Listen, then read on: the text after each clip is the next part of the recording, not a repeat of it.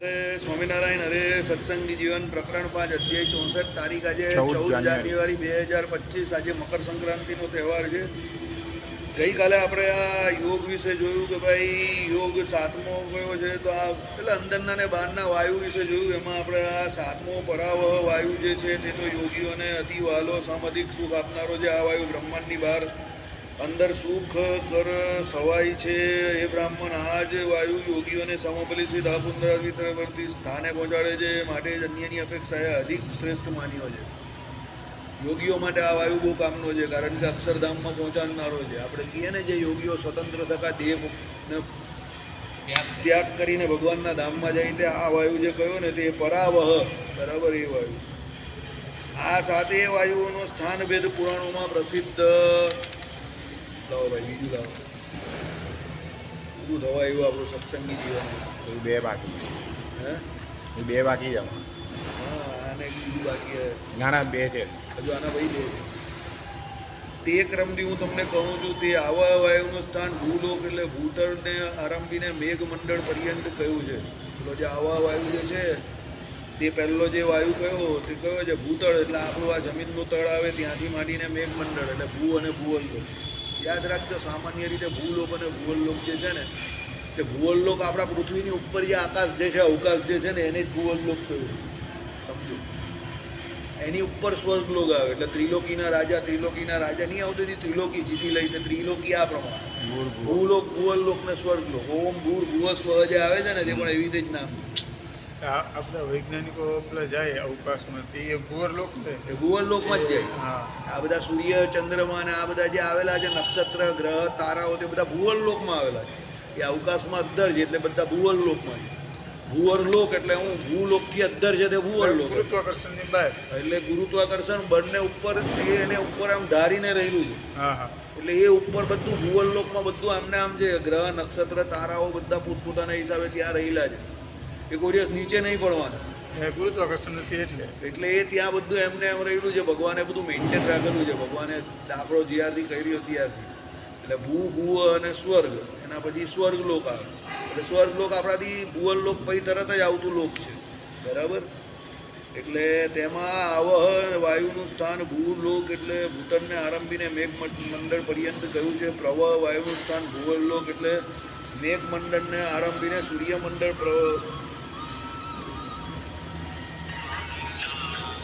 કોઈને કોણ છે ને,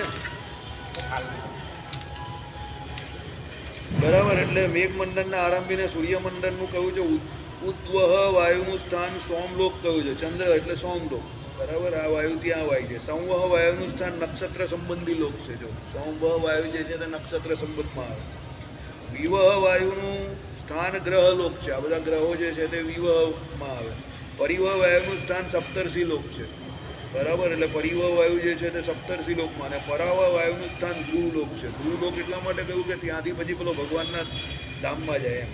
આ પ્રકારે બાહ્યવર્તી અને શરીરવર્તી જે કોઈ વાયુઓનું સ્વરૂપ તે સપ્ત પ્રકારનો ભેદ અને સ્થાન મેં વર્ણન કર્યું. તે બાહ્ય આભ્યંતર વાયુઓ પરસ્પર એકાત્મ ભાવથી યોગીઓએ ધ્યેય માન્યા છે, બરાબર. આ બધા જે છે તે ધ્યેય માનેલા છે. તેઓના ધ્યાન સ્થાનથી ઉક્તિપૂર્વક તેનો પ્રકાર કહે છે. તે પ્રાણ ઉપાસન કરવામાં નાભી, નાસાગ્ર, હૃદય અને પાદનો અંગુષ્ઠ એમ 4 સ્થાનો મુનિઓએ માન્યા છે. હવે ધ્યાન સ્થાનની ઉક્તિપૂર્વક વાત કહી છે, બરાબર. હવે પ્રાણનું જે ઉપાસન કરવાનું જે છે એટલે એ પ્રાણની જે ઉપાસના કરવાની છે તે કેવી રીતે કરવાની? પ્રાણ એટલે આ પ્રાણવાયુઓ જે કહ્યા ને તે કેવી રીતે? તો નાભી, નાસાગ્ર એટલે હૃદય અને આ પાદનો અંગુષ્ઠ એમ 4 સ્થાનો મુનિઓએ માન્યા છે. તે 4 મધ્યથી એક સ્થાનમાં યોગી પ્રાણને મકારનો જે અંત એટલે પશ્ચાતન યકાર બીજાક્ષર અને પ્રણવ સહિત તે યંકાર શરીર જેનું છે અને નીલવર્ણ જેનો છે એવાને આવાહ નામના બાહ્ય વાયુની સાથે એકપણે વિચિંતન કરે. એ રીતે અપાનાદિકનું પણ બાહ્ય પ્રવાહાદિક વાયુઓ સાથે એકાત્મપણે ધ્યાન કરવું તે પણ પ્રકારને નિરૂપું છું. એટલે આમાં શું છે કે આપણી અંદર જે પ્રાણ, અપાન, ઉદાન, વ્યાન, ઉદાન અને સમાન જે 5 વાયુ કયા ને તે એને પહેલાં જે આ ઉપરના જે કયા તે હમણાં આવહ અને પ્રવહ અને આ બધા જે ઉદ્વહ અને પરિવહ અને પરાવહ આ બધા જે બહારના વાયુ કયા ને એ બંનેને એક કરે. એટલે યોગી આ પ્રમાણે ઉપાસના કરે. એટલે આ વાયુ અને પેલો વાયુ જે છે તે બંનેને એક કરે, આપણા શરીરની વાયુને અને બહારના વાયુ એ પ્રમાણેની ઉપાસના થાય. સમજી જાઓ, બરાબર.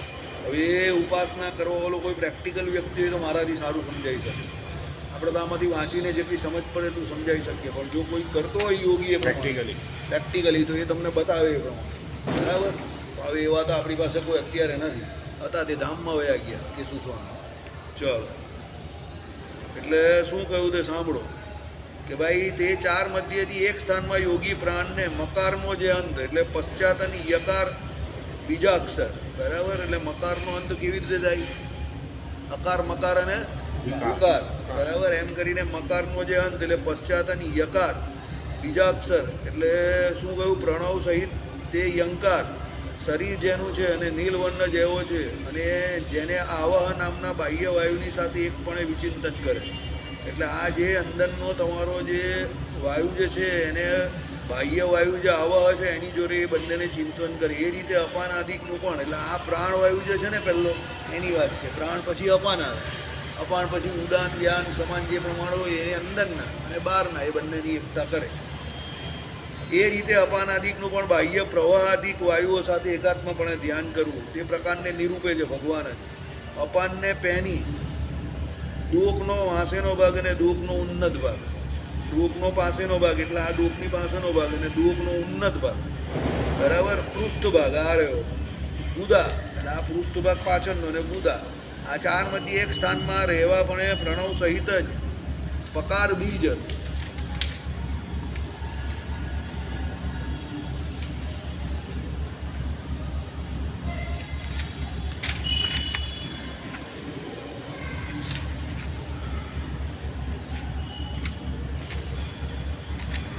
શરીરકપણે કૃષ્ણવર્ણપણે અને પ્રવહ વાયુ સાથે એકાત્મપણે ચિંતન કરે.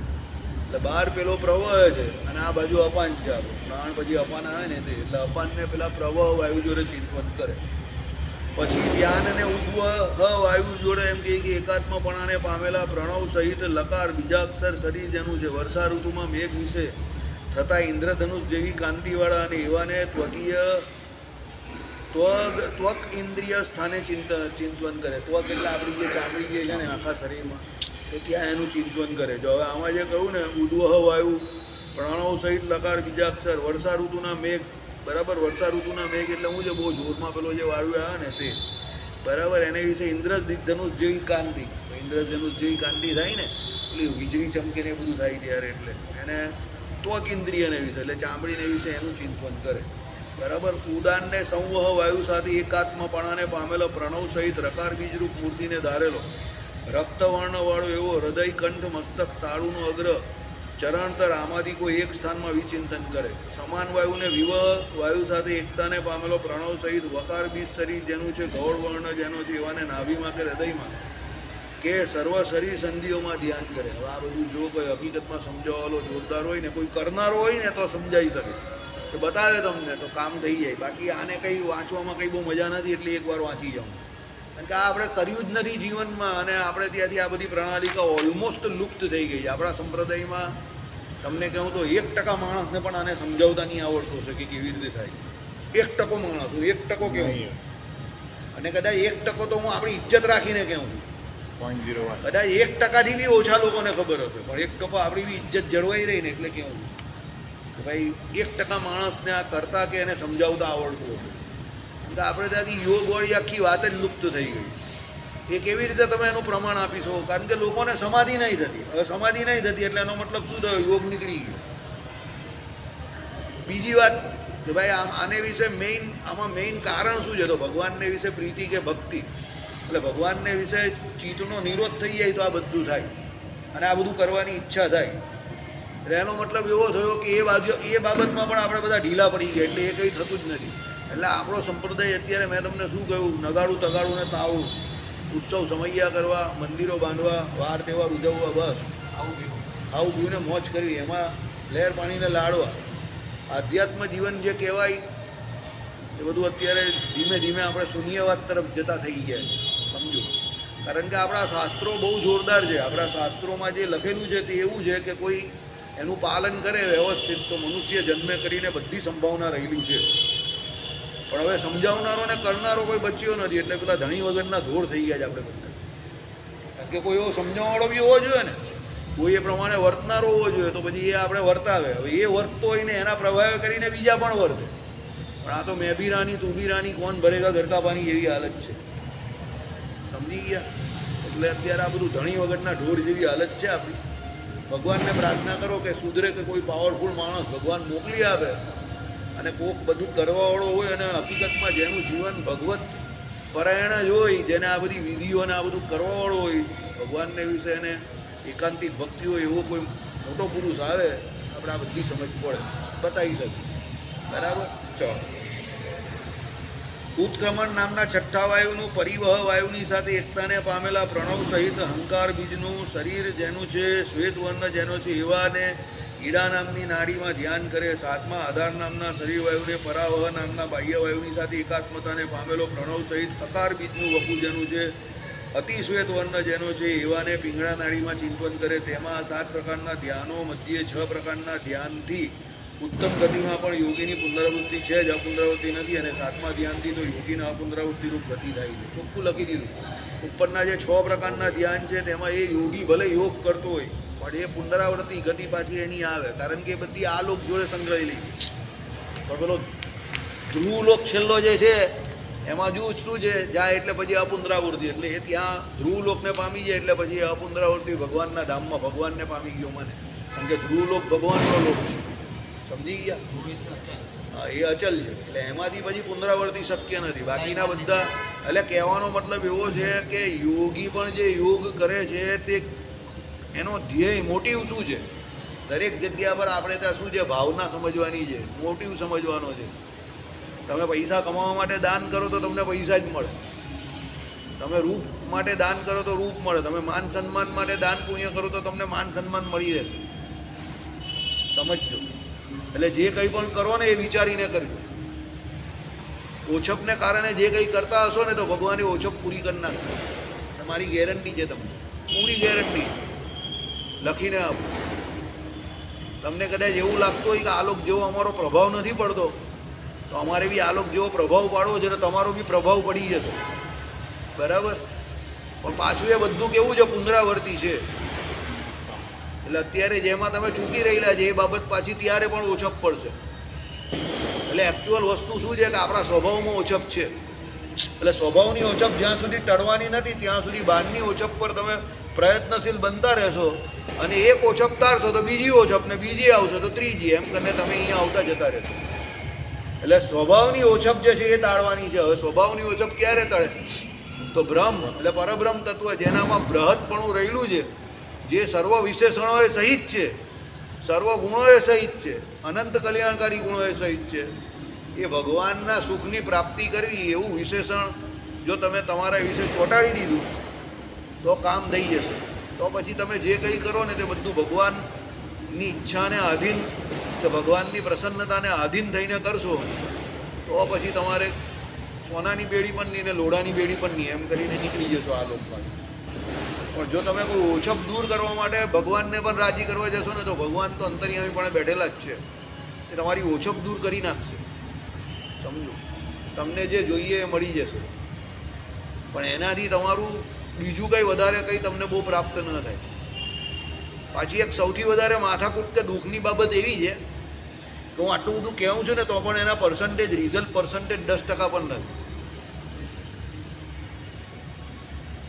હસવા જેવી બાબત નથી આ. એકચ્યુઅલી તમે હસો છો તો એ બાબત પર મને વધારે દુઃખ થાય છે. સમજો? કે આટલું બધું જાણ્યા પછી બી તમને આસક્તિ નહીં ઘટતી, એમ તો તમે ઉલટી હસો છો.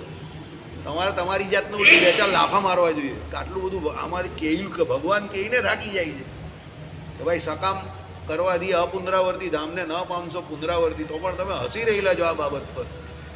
તો તમે એને એવી રીતે હસી રહેલા કે મારી હારો, કે મારી હાર નથી, એ તમારી હાર છે. હવે જો તમે તમારી હાર પર હસતા હો તો પછી મારે કંઈ કહેવું નથી. હમણાં એક વક્તા બહુ સરસ બોલ્યા કે દુનિયામાં પાગલોને ઠીક કરવાના પાગલખાના તો છે, પણ બેવકૂફોને ઠીક કરવાના બેવકૂફખાના નથી બનાવ્યા. તમને અઘરું લાગશે. હવે એ ભાઈએ ભાઈ ચોખવટ પણ કરી કે કોઈ ખોટું નહીં લગાવતા. હું બેવકૂફખાના શબ્દ એટલા માટે વાપરું છું કે બેવકૂફ એ જ છે કે જેને પોતાનું હિત નહીં સમજાતું. હવે જે માણસને પોતાનું હિત નહીં સમજાવતું હોય ને એને તમે કંઈ નહીં સમજાવી શકો ને એના માટે કોઈ બેવકૂફખાના ખુલ્યા નથી. તમે કોઈ જગ્યા પર જોયું કે બેવકૂફખાના ખુલેલા છે કે જ્યાં બેવકૂફ માણસ ડ્રાય ક્લિનિંગ થાય અને ફર્સ્ટ ક્લાસ મગજ અંદર લઈને જાય અને સાફસૂફ થઈને બહાર આવે અને બધી બેવકૂફી મૂકી દે અંદર? પાગલને કદાચ સુધરતા જોયો હશે પણ બેવકૂફને કોઈ દિવસ બેવકૂફી છોડતા નહીં જોયો. સમજી ગયા?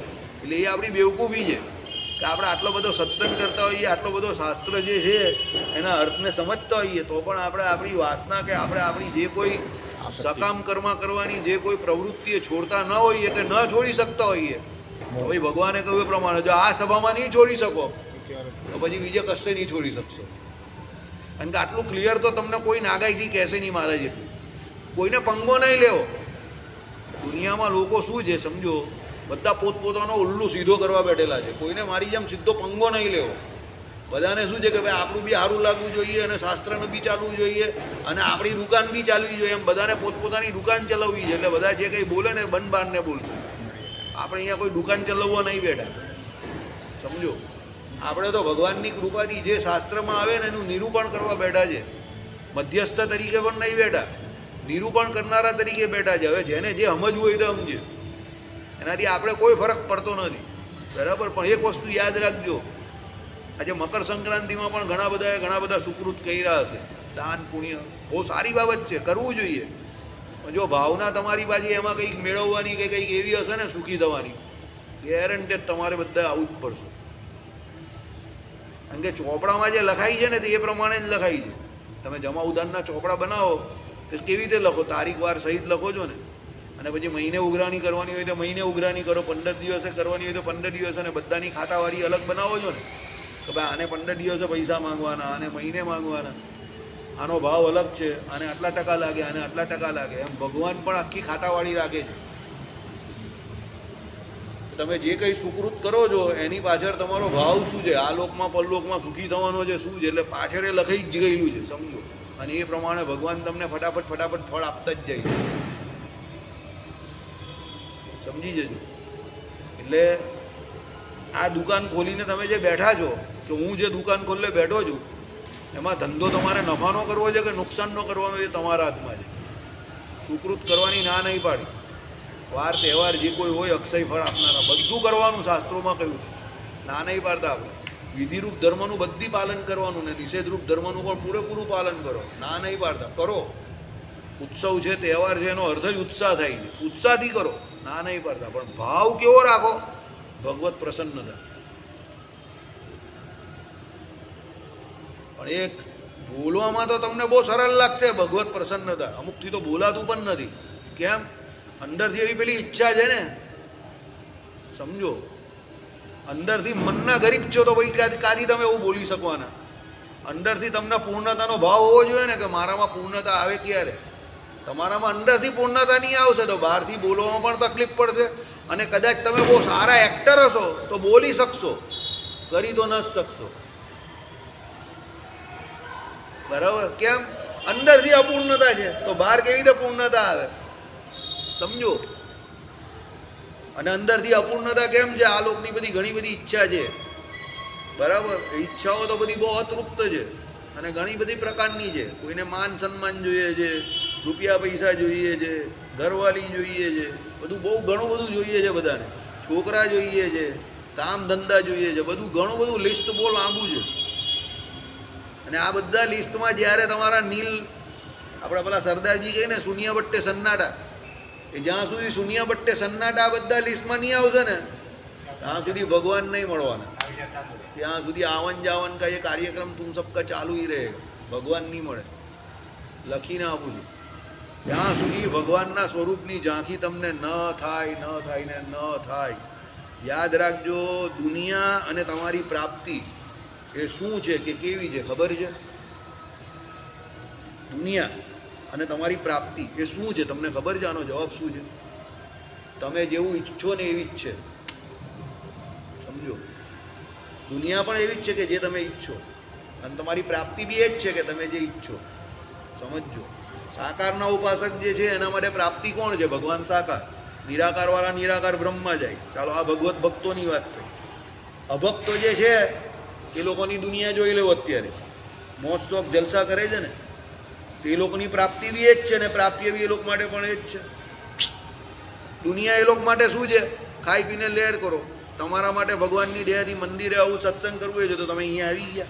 તો તમારા માટે આ દુનિયાના મકર સંક્રાંતિ છે તે ભગવાનનું ભજન કરવામાં કે એમાં ગઈ કે તમે જે કંઈ કોઈ સમુદ્ર સ્નાન કરવા ગયું કે કંઈ કોઈએ ગાયત્રી મંત્રના જપ કર્યા કે કોઈએ જનોઈ બદલી કે જે કંઈ કર્યું તે, પણ દુનિયા કેવી છે? તમે એને જે પ્રમાણે જુઓ એ પ્રમાણે છે. સમજો? એટલે એનો કહેવાનો મતલબ એવો છે કે તમે એમાંથી એવું કંઈ જોવો.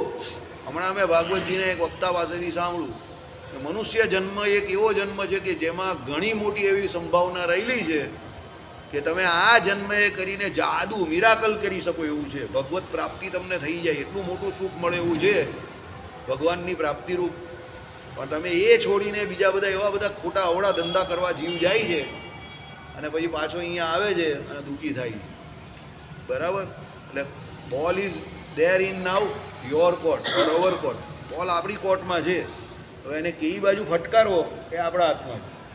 એટલે આમાં શું છે? શાસ્ત્રો આપણા બધા એવું કહે છે, આજે આ મકર સંક્રાંતિનો તહેવાર છે એટલે કહું છું, શાસ્ત્રો આપણા બધા એવું કહે છે કે આપણા કોઈ પણ કર્મ માટે ભગવાન કે કોઈ સાધુ પુરુષ કે કોઈ બીજો વ્યક્તિ કે કોઈ ત્રીજો વ્યક્તિ જવાબદાર નથી. શાસ્ત્રો આપણે બધી માર્ગદર્શક છે. પેલી દીવાદાંડી કહીએ ને આપણે હાઈવે પર પેલા બધા સિગ્નલ કેવા ચાલતા હોય ને પેલી જમીનને વિશે પેલી નાની નાની લાઈટો મૂકેલી જ ને, એ પ્રમાણે તમે ગાડી ચલાવ્યા કરો તો કોઈ વાંધો નહીં આવે. પણ તમે સિગ્નલ તોડો, રોંગ સાઈડ પર જાઓ, વન વેમાં જાઓ, આવું કરો તો પછી શું થાય? એક્સિડન્ટ થઈ જાય. બરાબર? એટલે તમને કહી દઉં, જે કંઈ કરવું હોય તે કરો, ના નહીં પાડતા, કરવું જ જોઈએ ઉત્સાહથી. પણ પછી એમાં પાછું જોઈ લેજો કે પાછું અહીંયા આવવા માટે કરો છો કે બીજું કંઈ કરવા માટે કરો છો. એટલે એ પ્રમાણે જોજો. ચાલો. સાતમા ધ્યાનથી યોગીના પુનરાવૃત્તિરૂપ ગતિ થાય છે. આ અપુનરાવૃત્તિ ગતિ એની યોગીની થાય. મહાબળવાળા છો આવાહાદી. બધા વાયુ એટલે નામે બળવાળા જ હોય. વાયુમાં બહુ બળ છે, યાદ રાખજો. તમે જો કોઈ સામાન્ય પેટ બગડું હોઈને પણ વાયુ છોડે છે તો ધડાકો કેવો મોટો અવાજ આવે છે. વાયુ બહુ બળવાળી વસ્તુ છે. અને કોઈએ બહુ ખતરનાક અંદર વાયુ રહ્યો હોય ને ફસાયેલો હોય ને પછી એ છોડે તો કેવો ખતરનાક તીવ્ર વાંસવાળો એમોનિયા વાયુ કેવો છૂટે. એટલે વાયુ બહુ પાવરફુલ વસ્તુ છે, યાદ રાખજો. બરાબર? ગેસ તમે જે કહો એ વાયુ. વાયુઓ પોતાના ઉપાસક યોગીઓને પોતપોતાના લોકો પ્રત્યે લઈ જાય છે. જોયું ને? ઉપાસક યોગીઓને પોતપોતાના લોકો પ્રત્યે. એટલે જેની જેવી ઉપાસના તે એ લોકમાં જાય, એ વસ્તુને પામે. બરાબર? હું તો તમને ચોખ્ખું કહું છું, જેને જેટલી જે ઓછપ દેખાય છે ને એ બધી ભગવાન આ લોકમાં જ પૂરી કરે છે. એને એવું છે કે હું આમાં રહી ગયો, એનું બધું પૂરું થાય છે. અને મને તો જોયામાં આવે છે, હસવું બી આવે છે ઘણી વખત. હસવું બી આવે છે ને દુઃખ બી થાય છે. હસવું એટલે આવે છે કે લોકોને રીતે ફસાતા જોઈએ છે, અને દુઃખ એટલે થાય છે કે આવા મોટા મોટા બી ફસાય છે. એટલે આપણે એલર્ટ રહેવું જોઈએ. સમજો? બરાબર? એટલે એમાં એવું નથી કે મોટા નહીં ફસાતા ને નાના નહીં ફસાતા, બધા જ ફસાયેલા છે આમાં. અને આપણે બધા ફસાયેલા છે એટલે જ અહીંયા છે, યાદ રાખજો. એટલે એવી રીતે સ્માર્ટ નહીં સમજતા પોતાની જાતને કોઈ પણ કે હું તો નીકળી જવા બહુ હોશિયાર છું. અરે નીકળી જવાનો તો અત્યાર સુધી નીકળો કેમ નહીં ભાઈ? એટલે ફસાયેલા તો આપણે બધા છે જ, પણ આ એક એલાર્મ બેલ છે, વોર્નિંગ બેલ, કે આવી રીતે આપણે પહેલાં પણ ફસાયેલા છે અને અત્યારે પણ એ પ્રમાણે જ આપણે તૈયારી કરી રહેલા જ પાછી ફસાવવાની. બરાબર? તો હવે નીકળવાનો રસ્તો દેખાતો હોય તો નીકળી જવું જોઈએ. બુદ્ધિશાળી માણસ એને કહેવાય. નહીં તો મેં પહેલાં કીધું એ પ્રમાણે દુનિયામાં કોઈ જગ્યા પર બેવકૂફ ખાના ખુલ્યા નથી. પછી આટલું બધું જાણીને પણ જો આપણે એ જ કામ કરતા હોઈએ તો પછી આપણાથી વધારે બેવકૂફ કોઈ નહીં. બરાબર? ચલો. સાતમો પરાવ વાયુ તો ઈપ્સિત ભગવાન ધામ પ્રતિ પમાડે છે. આવી ગયું, આ પહેલી વખત આ શબ્દ આવ્યો, ભગવાનના ધામ પ્રતિ પમાડે છે. બરાબર? એટલે ભગવાનના ધામ પ્રતિ જેણે જવું હોય તો આ સીધા સાતમાની ઉપાસના કરે. એટલા માટે હું તમને કહું છું કે તમને જે કોઈ યોગીઓ અત્યારે ગામમાં બધા બહુ ફેલાયેલા છે, સોશિયલ મીડિયા પર કે ટીવી પર ને બધે તમને બહુ દેખાય છે, પણ એ યોગીનું લક્ષ્ય શું છે એ સમજવું પડે. ભગવત પ્રાપ્તિ જો એનું લક્ષ્ય હોય તો વેરી ગુડ. પછી આ લોક કે પરલોક સંબંધી કોઈ આવું લક્ષ્ય હોય તો પછી એમાં કંઈ બહુ મોટો ફાયદો તમને થવાનો નથી. બહુ બધો શરીર સારું રહેશે, આ જે 6 લોક કયા એ 6 લોકમાંથી કોઈ એક લોકમાં તમે જશો, પણ એનાથી તમારું કોઈ કાયમ માટેનું કષ્ટ નિવારણ નહીં થઈ ગયું. એ તો પેલો કે એ પ્રમાણે ઓ એ તો જામીન પર છોડે છે. હું તો એમ સમજતો હતો કાયમ માટે છોડી દીધો, આ તો જામીન પર છોડે છે. સમજી ગયા? એટલે ગુનો માફ નહીં થયો, જામીન પર છોડી દે એવું છે. આ 6 લોકમાં તમે યોગ કરીને ગયા તો પાછા આવવાનું જ છે. એટલે જામીન પર છૂટ્યા થોડાક સમય માટે, પણ ભગવાનના ધામમાં ગયા તો પછી તમને કાયમ માટે છૂટી મુક્તિ મળી ગઈ. જો આ ભાઈ છે ને, પગમાં ઓપરેશન કરાવવાનું હતું ને તો બહુ દુઃખી થતા હતા મુકુંદાસ. મેં એમને કહ્યું કે ગમે તે થાય પણ કરાવી નાખો. એમને તકલીફ બી બહુ પડી, દુખાવો બી બહુ થયો, બરાબર. અત્યારે બી દુખતું હશે, પણ 15 દિવસ પછી એ આ ગરીબને યાદ કરશે. જો હવે એમનો પગ ધીમો ચાલે છે પણ સીધો ચાલતો થઈ ગયો. પહેલાં તો આખો આમ ચાલતો હતો, હવે સીધો ચાલતો થઈ ગયો. 15 દિવસ પછી જ્યારે દુખાવો મટી જશે ત્યારે એ ભાઈ યાદ કરશે કે ના, મારો આ પગ બરાબર ચાલતો થઈ ગયો. હવે 15 વર્ષ સુધી એ ભાઈને કોઈ વાંધો નહીં આવે. સમજો, સમજ પડી? એટલે કહેવાનો મતલબ શું છે, કોઈ પણ કામ તમારે નવું કરવું હોય કે બદલવું હોય તો તકલીફ તો પડે, સમજો. તો 15 દિવસ પછી મને તમે મળજો, આ સાંધો લોખંડ જેવો થઈ જશે ને, નવો સાંધો, ને પછી તમે જે સીધો પગ પડશે ને ચાલવાની તમને જે મજા આવશે તે તમે જોજો. પછી તમને એવું લાગશે કે આ જેમાં તમને થોડો ઘણો અત્યારે એ છે ને એમાં દુખાવો છે ને, તો તમને એ ખરાબ લાગશે. પછી પેલો સીધો પડતો થઈ જાય પછી તમને પોતાને જ લાગશે. યાદ રાખજો, બરાબર. એ કોઈ પણ જગ્યા પર કષ્ટ તો ભોગવવું પડે. એમ અત્યારે આપણે બધા એ પરિસ્થિતિમાં છે કે આ લોકના સુખ પાછળ ગાંડા થઈએ છીએ, પણ આપણે એક વખત એનો ત્યાગ કરીને સીધા ભગવાન પાસે જવાની એવી ગેલછા નથી લાગી. આપણે જે દિવસે એ ગેલછા લાગી જશે ને તે દિવસે આ બધું છોડવું નહીં પડે. મહારાજે કહ્યું એ પ્રમાણે ભગવાનને વિશે જો પંચ વિષય એ કરીને ભગવાનને વિશે જોડાઈ ગયો તો જગતના પંચ વિષય એને સહેજે સહેજે છૂટી જશે. પ્યાર કિયા નહીં જાતા હો જાતા, એવું થઈ જશે. એ ચિત્તની વૃત્તિ જે એકાંતિક ભક્તિ જે કહી હતી, એટલે જ એવા લોકો સમાધિનિષ્ઠ થાય જેને ભગવાનને વિશે એકાંતિક ભક્તિ, બરાબર. ચાલો, યોગી વાયુઓની આવી બાહ્ય આભ્યંતર ભેદથી સ્થિતિને તત્વથી જાણીને પોતાને જેવી રુચિ, એટલે જે લોકની પ્રાપ્તિમાં રુચિ હોય તદ અનુરૂપ વાયુનું ઉપાસન કરીને તે વાયુ રૂપે પોતે થઈને દેહનો ત્યાગ કરે. મેં નહીં કહેતા, તમને પહેલા જ કહ્યું ને, इसमें लिखा है, गीता में कहा है, न कोई मरता है न कोई मारता है. मैं नहीं कहता, गीता में लिखा है. એવી વાત છે, આમાં લખેલું જ ને, જોઈ લો. દુનિયામાં બધું જ છે જે તમને જોઈએ, એ તમારી ચોઈસ છે કે તમારે શું જોઈએ છે. અમૃત તો અમૃત છે આમાં અત્યારે કુંભમેળામાં, અને ઝેર પણ છે. અને લોકો અત્યારે મકર સંક્રાંતિને દિવસે હિન્દુઓ ઘણા બધા ઝેર પીશે અત્યારે. ન કરવાનું કર, समझी गया? शाम ढलने के बाद हम पानी नहीं पीते, साले लाल कलर का क्या पीते हैं, जहर पीते हैं. समझी गया? हाँ, એટલે ઝેર પીશે પણ પાણી નહીં પીશે, બરાબર. ન ખાવાનું ખાશે, ન પીવાનું પીશે, અપેય પાન કરશે, અભક્ષ્ય ખોરાક લેશે અને દુનિયાભરનું પાપ વોરી લેશે.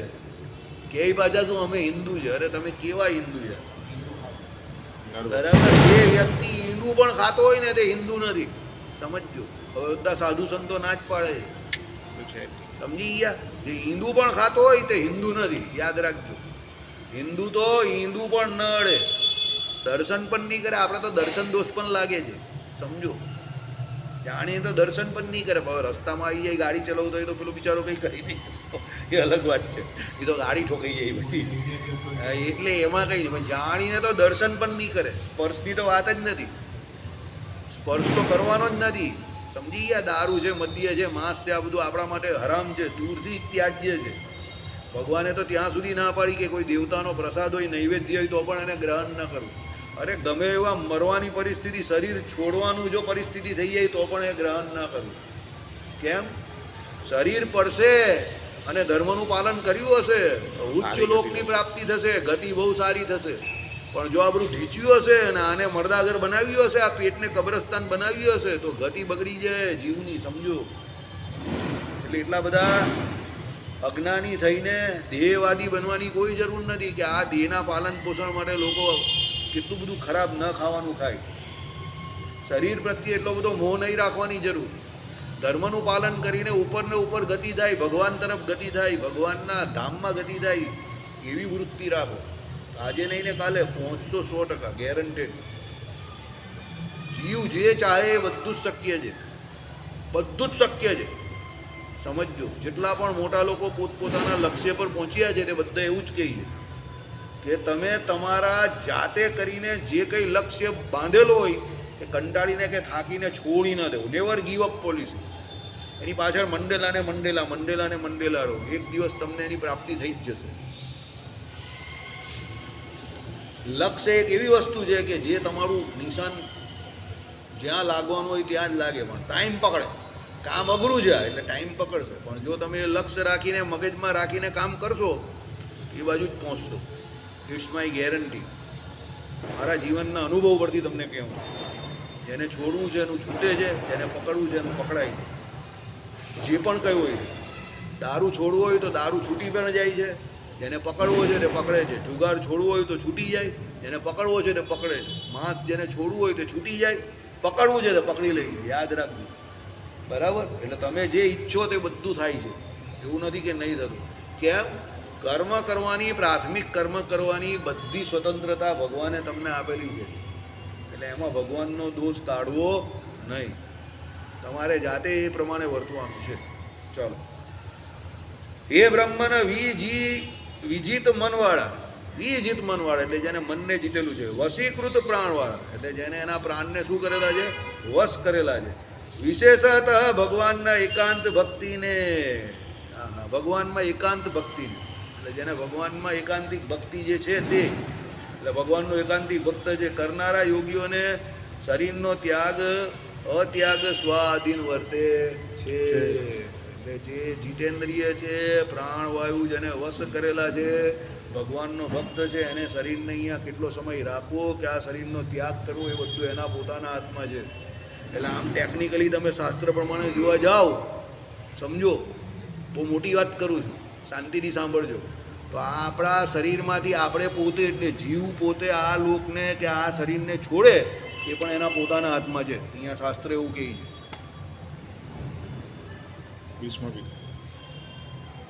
સમજી જાઓ. આપણે કાળથી પણ શું થઈ શકીએ છીએ? અતીત થઈ શકીએ છીએ, એના ઉપર થઈ શકીએ છીએ. આપણા હાથમાં છે. મનુષ્ય જન્મે કરીને આપણા હાથમાં છે. ક્યારે?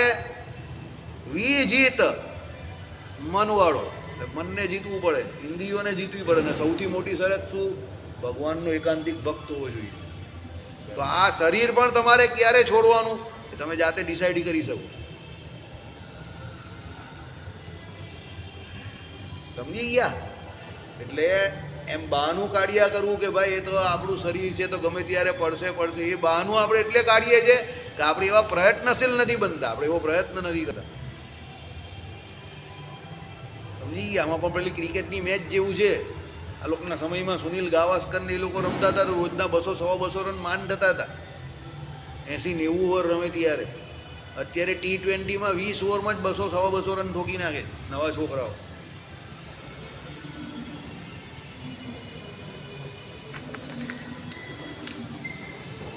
શું થયું? ગાયન વાગે છે તો મને એમ કે ગાયન હવે તે ગાયન વગાડે એની આપણે ચિંતા નહીં. એ લોકો તો કહે જ છે ને બાત બન જાય તો આપણે બી બાત બન જાય, તો આપણે બી બાત બનવાની જ વાત કરીએ છીએ. એ લોકો એની વાત બને. હા, એ લોકો કોઈ બાપ બન જાય એવું કે, આપણી બાત બનવાની જ વાત કરીએ કે ભાઈ કલ્યાણ થાય તો બાત બની જાય આપણી. એ બીજી બાત બનાવે છે અને એ જે બાત બનાવે એ બનાવો. બરાબર? ચલો, આપણે ભગવાનને બી એવું જ કહીએ આપ જૈસા કોઈ મેરી જિંદગી મેં આ ગયા તો બાત બન જાય. આપણે બી બાત બનવાની જ છે ને. બાત બનતી નથી એટલે તો અહીંયા છે. સમજો? બરાબર? આપણે એ જ કહી જ ને કે ભાઈ ભગવાનમાં એકાંતિક ભક્તિ થઈ જાય તો આપણે પોતે જે હું છે તે બી આપણા હાથમાં છે. ભગવાન કહે કે ભાઈ તું મારો ભક્ત છે, જ્યાં તને એ સ્વતંત્રતા પણ આપી દીધી. હવે તમને પેલા વાક્યનો અર્થ ખબર પડ્યો? ભગવાનનો ભક્ત કાળ કર્મ અને માયાથી પર છે તો કેવી રીતે પર છે? આવો હોય તો પર છે. આપણા જેવા એંગુ પેંગુ લેંગુ નહીં. આલા પેલા બંડિયાઓ બતાવવા આવે વાગાટ કાળ કર્મ માયાથી પર છે. આપણે આમ મગજ તો આમ એવું જાય ને કે એને શું જવાબ આપવો અક્કલ વગરના ને. એક આજ્ઞા પાડતો નહીં હોય, આખા ગામના પોટલા ભરાવતો હોય, ઉપાસનામાં કંઈ ઠેકાણા હોય નહીં, અવતારોનું ખંડન કરતો હોય ને પાછો આપણે બતાવવા આવે કે કાળ કર્મ માયાથી પર. જ્યારે ભાઈ કાળ કર્મ માયાથી પર કોને કોઈ તો સમજ? આને કાળથી પર કયો કર્મ એને કર્મથી પણ પર આવો થાય. જો આવો જો હોય ને વિજિતેન્દ્રિય પ્રાણને મનમાં રાખનારો ભગવાનનો એકાંતિક ભક્ત કેમ એ જાણીને કોઈ પણ પ્રકારની ભગવાનની આજ્ઞા એટલે શાસ્ત્રોની આજ્ઞા લોપવાનો જ નથી, સમજો. અજાણતામાં પણ ના લોપાય, એટલે એ કાર કર્મ માયાથી પર થઈ જાય. શું કર્મ કરવાનો હવે? ચાલો બોલો, એને કયું કર્મ લાગે? સમજો, એ કયું એવું કર્મ કરે કે એને લાગે? એ તો બધું ભગવત પરાયણ તો જીવવાનું એનું. માયા એનું શું બગાડી લેવાની? ચાલો વિચાર કરો. જ્યાં એને બધું સર્વસ્વ ભગવાનને સમર્પિત કરીને ભગવાન સંબંધિત જીવન છે, તો માયાના પંચ વિષય એનું શું બગાડી લેવાનું? એ તો આગળ તો લખ્યું, વિજીત ઇન્દ્રિય વાળો ને મન વાળો થઈ ગયો છે, શું એનું બગાડી લઈ? એ કાર કર્મ માયાથી પર છે, સમજો. ખાલી કે આ કાર કર્મ માયાથી આપને પર છે. હું જવા દેવે, મારે બોલવું નહીં, એમ માઇક ચાલે છે. શું પર છે? જે આવે તે ઢીચિયા કરે, જે આવે તે ખાયા કરવું, જે આવે તે પિયા કરવું, બરાબર. ને પછી પેલો કે કાર કર્મ માયાથી આવા લોકો પર થાય છે, સમજો. અને ભગવાન પણ એને એ સ્વતંત્રતા આપે છે. કેમ આપે છે? ભગવાનનો ભક્ત છે. જેટલું રાજાનું રાજ એટલું રાણીનું રાજ. એની ઉપર લેબલ લાગી ગયું ભગવત ભક્તનું પાકા, એટલે આપે છે. હવે એવું કંઈ આપણે કરતા નહીં ને ખાલી ઠોકાઠોક કર્યા કરીએ. હું તમને એટલે કહું છું, શાસ્ત્રોમાં જે વચનો લખેલા છે ને, એ વાંચવા કરતાં વધારે સમજવાની જરૂર છે. એને સમજ્યા વગર ઠોક નહીં કરવાનું, સમજો. અને વાંચો, 5 વાર 10 વાર વાંચો. કોઈ મોટા પુરુષ હોય એની પાસે સમજો, પહેલાં સમજ્યા વગર ઠોકવાના નથી. આ રીતે કાર કર્મ માયાથી પર થાય ઓ વ્યક્તિ, સમજો. બરાબર. ચાલો, જય સ્વામી નારાયણ. ભાઈ તમે કહો વાસુદેવભાઈને અહીંયા આવે ને તો બધી કડક વાત બહુ કરે. હવે હું થોડો કડક વાત કરું છું. તમને છૂટ મળે તો મને પણ છૂટ તો મળે ને. તો હું કામ મારી જાતને મુશ્કેલીમાં નાખું? હું એટલો બેવકૂફ તો નથી. હવે આમાં લખેલું હોય તો પછી મારે પણ કહેવું તો પડે ને. હું તમને મૂરખ બનાવું એના કરતાં તો હું સાચું કહું તો ફાયદો છે ને. ભલે તમને કડક લાગે. મૂરખ બનાવવાથી તો મારે બી સભા મોટી કરવી હોય તો બહુ મોટી થઈ જાય અને આકાશ સુધી પહોંચી જાય. તમે દાદા ખાચર જેવા છો, તમે ઉકા ખાચર જેવા છો, તમે આ ખાચર જેવા છો, સુરા ખાચર જેવા છો. આપણી સભા બી બહુ મોટી થઈ જાય, નંબર ગેમ ચાલુ થઈ જાય આપણી. બધાને આકર્ષણ કરવાનું ચાલુ કરીએ આપણે બી. ભાઈ આની ઉપર તમે ટીક મારજો, આને બોલાવજો, પેલાને બોલાવજો, કાકાને મામાને લઈને આવજો. પ્રસાદની વ્યવસ્થા છે જ આપણી પાસે, બરાબર. તો એવું બધું કરીને આપણે શું ફાયદો? જેને ભગવાનની દયાથી સત્સંગમાં રુચિ હોય, પોતાના મોક્ષ માટે ઈચ્છા હોય, ભગવાનની કે સતાનંદ સ્વામીની જે ડાયરેક્ટ વાણી જે છે એને સમજવાની કે સાંભળવાની જેને ઈચ્છા હશે, આવશે. નહીં આવતો તો તેલ પીવા જાય. આપણે કાં ચિંતા છે? સત્સંગ વધવો કે ઘટવો કોના હાથમાં છે? શ્રી કૃષ્ણ નારાયણના હાથમાં. આપણે તો એમ કરવાનું, એમ જ ચાલવાનું, બરાબર. એ બધી આપણે કોઈ મગજમારી કરવાની જ નહીં. જેને આવું હોય તો આવે તો આયા રામ, જાય તો ગયા રામ, બરાબર. ચાલો. હે મુને, આ પ્રકારે પરમ સમાધિ નિષ્ઠાને પામેલા, સમજો, પ્રાણ ગતિમાં સ્વાતંત્ર્યને પામેલા યોગીઓ જે કર્તવ્ય તે સર્વે તમને મેં કહ્યું. હવે જે યોગીઓ દેહ ત્યાગમાં સ્વતંત્રતાને નહીં પામેલા એટલે નહીં આધીન ગતિવાળા છે, તેમણે જે કર્તવ્ય છે તેનું નિરૂપણ કરું છું. હવે એના પછી ભગવાન એ પણ કહે છે કે જે દેહ ત્યાગમાં સ્વતંત્રતાને નથી પામ્યા એનું પણ કર્તવ્ય આવું બધાનું, બરાબર. આપણે તો સમાધિ નિષ્ઠ જ નહીં, યોગીઓની વાત છે એટલે આપણે તેમાં નથી આવતા. આપણી તો વાત જ નહીં કરો ભાઈ. હજુ તો બહુ દિલ્હી બહુ દૂર છે. આ તો યોગીઓની વાત છે. આ તો પેલા 6 પ્રકારના જે પહેલાં કયા હોય ને એ છે. આ તો આપણે તો હજુ જય સ્વામી નારાયણ. હમણાં મારી હરિપ્રકાશ શાસ્ત્રી જોડે વાત થયેલી ને, તો હરિપ્રકાશ શાસ્ત્રી બી આવી રીતે જ કહેતા હતા તો ભાઈ ભગવાને બધું બહુ કહ્યું છે, પણ આપણે 200 વર્ષમાં બહુ દૂર ચાલ્યા ગયા વાસુદેવભાઈ. અને આપણે જે કરવાનું હતું એનાથી બહુ દૂર ચાલ્યા ગયા ને જે નહીં કરવાનું ને એ બધું એડવર્ટાઇઝ કરીને લોકોને આખા ગામને ભેગું કર્યા કરીએ. એનાથી કંઈ સિદ્ધ નહીં થવાનું, બરાબર. સારું છે કે ભાઈ સંપ્રદાયની વૃદ્ધિ થાય છે, કે નવા લોકો આવે છે, એ સારી વાત છે. ભાઈ હવે આગળ તો વધવું છે ને થોડું ઘણું. ચાલો 5 મિનિટ છે આપણે, ચલો ટાઈમ થઈ ગયો. ઇતિશ્રી સત્સંગીજીઓને 55 પ્રકરણે યોગ ઉપદેશે બાહ્ય અભ્યંતર વાયુ સ્વરૂપ નિરૂપણ નામા ચતુષષ્ટિમો અધ્યાય એટલે 64મો અધ્યાય પૂરો થયો. અને આજે આપણે અમારે બોર્ડ નહીં લખવાનું. હા, પણ સમય પૂરો થઈ ગયો, 8 વાગી ગયા એટલે એવું છે. ચાલો તો શ્રીપતિમ શ્રીધરમ